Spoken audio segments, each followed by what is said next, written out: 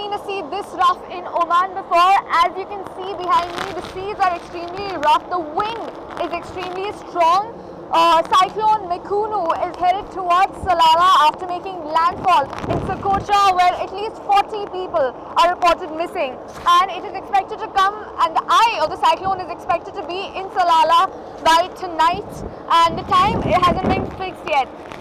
The ROP and the public authority for civil aviation have asked people to stay indoors because the roads are flooded, wadis are overflowing, and landslides are expected at the mountainous region. So everybody has been asked to stay inside. Thankfully, no injuries or fatalities have been reported in Oman or in Salalah so far. However, small accidents have been reported due to low visibility on the roads.